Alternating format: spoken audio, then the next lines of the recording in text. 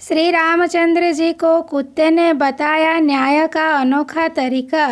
श्री रामचंद्र जी वनवास के बाद अयोध्या लौटे तो खूब धूमधाम से उनका राज तिलक हुआ।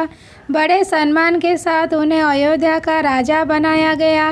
राजगद्दी पर बैठने के बाद उन्होंने लक्ष्मण जी को आदेश दिया हुआ था कि भोजन करने से पहले देखो हमारे द्वार पर कोई भूखा तो नहीं है।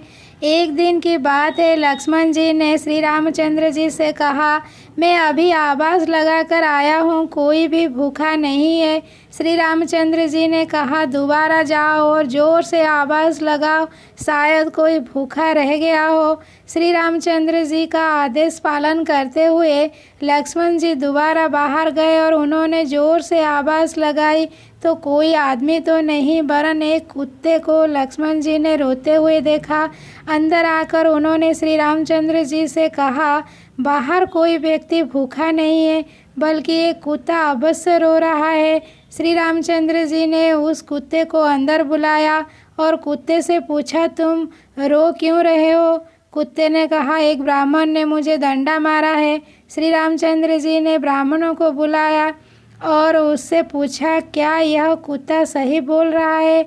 ब्राह्मण ने कहा, हाँ, यह मेरे रास्ते में सो रहा था इसीलिए मैंने इसे डंडा मारा है। यह कुत्ते जहाँ तहाँ लेट जाते हैं, इन्हें डंडे से ही मारना चाहिए। श्री रामचंद्र जी समझ गए कि ब्राह्मण की ही गलती है, परंतु ब्राह्मण को क्या कहे, सो उन्होंने कुत्ते को पूछा, ब्राह्मण ने तुम्हें डंडा मारा तो तुम क्या चाहते हो? कुत्ते ने कहा, भगवान इसे मठाधीश बना दिया जाए। कुत्ते की बात सुनकर भगवान मुस्कुरा दिए और मुस्कुराते हुए कुत्ते से पूछा, इस ब्राह्मण ने तुम्हें डंडा मारा, बदले में तुम इन्हें मठाधीश बनाना चाहते हो। मठाधीश बनने से इनकी बहुत सेवा होगी, काफ़ी चेले बन जाएंगे, इससे तुम्हारा क्या फ़ायदा होगा? कुत्ता बोला, मैं भी मठाधीश था, मुझसे कुछ गलत काम हुआ, आज मैं कुत्ते की योनि में हूँ और लोगों के डंडे खा रहा हूँ। ये भी मठाधीश बनेगा, फिर कुत्ते की योनि में जाएगा, फिर लोगों के डंडे खाएगा तो इसकी सज़ा पूरी हो जाएगी।